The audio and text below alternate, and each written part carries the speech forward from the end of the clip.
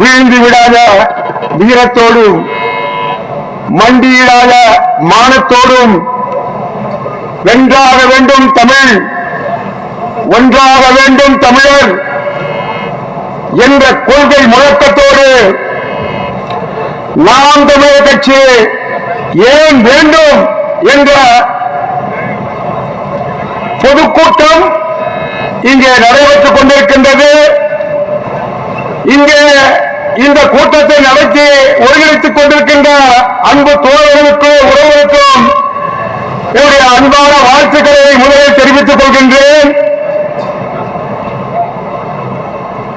உருவசியும் ஓரா பிடியும் செரும் பகையும் சேராதிருத்தலாடு என்றான் வள்ளுவன்.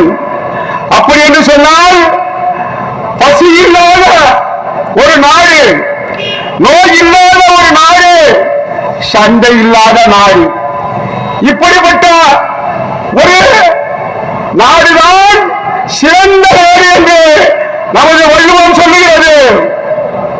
அப்படி இருக்கிறதா? இந்த தமிழகம் அப்படி இருக்கிறதா? தமிழகம் அப்படி வாழ்கிறதா? எல்லாம் பஞ்சம் பட்டினி. இன்றைக்கு தமிழிடம், தமிழ் பேரிடம் இன்றைக்கு அடிமைப்பட்டுக் கொண்டிருக்கிறது, அடிமைப்படுத்தப்பட்டிருக்கிறது.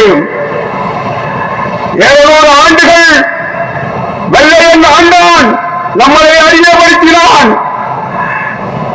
ஆரியன் வந்தான், அவன் வந்த பிறகு அவன் நம்மை அடிமைப்படுத்தினான், நம்முடைய வரலாறை சீரழித்தான், நம்மை வழிபாட்டிலிருந்து வெளியேற்றினான், அவனும் அடிமைப்படுத்தினான். 100 ஆண்டுகள் திராவிடம் என்ற பெயரிலே, பெரியார் இசம் என்ற பெயரிலே, நீதி கட்சி என்ற பெயரிலே இன்றைக்கு திமுக, அண்ணா திமுக திராவிட தத்துவங்கள் இன்றைக்கு தமிழனை ஆண்டது, தமிழ் மண்ணை ஆண்டது. இன்றைக்கு தமிழ் பேரினம் அடிமைப்பட்டிருக்கிறது.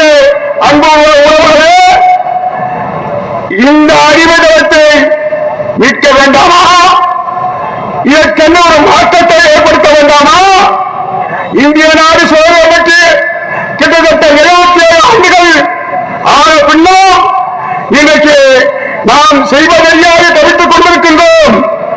நம்முடைய மலைகள் வெட்டப்படுகின்றது, நம்முடைய நீர் ஆதாரங்கள் அழிக்கப்படுகிறது, கனிமவளம் வெட்டி கொள்ளை கொண்டு போகிறார்கள், ஆற்று வளம் இன்றைக்கு அழிக்கப்படுகிறது.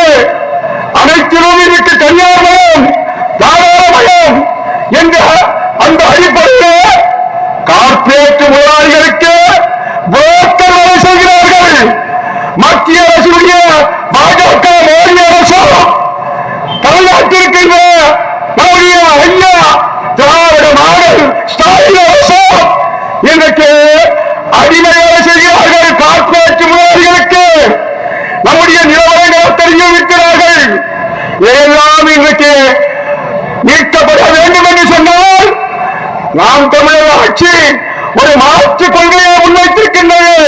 இந்த நாட்டிலே ஒரு சமதர்ம ஆட்சி வேண்டாமா? சமூக நீதி தலைக்க வேண்டாமா? ஒரு சோசியலிச அரசு வேண்டும், ஒரு சோசியலிச சமத்துவம் வேண்டும், ஒரு புதிய அரசு அமைக்க வேண்டும், ஒரு மாற்று அரசு பொருளாதார கொள்கையை கொண்டு வர வேண்டும் என்று நாம் தமிழக அரசியல், நாம் தமிழ் கட்சி செந்தமிழ் சீமான் அவர்கள் இன்றைக்கு உறுதிபட சொல்லுகிறார். இன்றைக்கு அதுக்கு மாற்றை நோக்கிதான் 2026 நாம் அந்த இலக்கை நோக்கி சென்று கொண்டிருக்கின்றோம். நம்முடைய உறவுகளே, உங்களுக்கு நான் மிக எச்சரிக்கையாக சொல்லிக் கொள்வேன். நம்முடைய தமிழக மக்களுக்கு சொல்லிக் கொள்ளுவேன், விலைமதிக்க முடியாத நம்முடைய வாக்குரிமையை விற்காதீர்கள். கண்ணிலும் இனிய சுதந்திரம் போன பின் கை கொட்டி சிறியாரோ, கண்ணை ரெண்டும் விட்டு சுதந்திரம் வாங்கினார், கை கொட்டி பார்க்காதோ என்று பாரதியார் பாடினார். நம்முடைய சுதந்திரம் என்பது, நம்முடைய வாக்குரிமை என்பது மிக மிக வலிமையானது. மிக ஒரு ஆட்சி மாற்றத்தை கொண்டு வரக்கூடிய அடுத்த தலைமுறைக்கு கொண்டு செல்லக்கூடிய மிக முக்கியமான ஆயுதம். அந்த அரசியல் ஆயுதத்தை நீங்கள் எவருக்கும் விற்காதீர்கள்.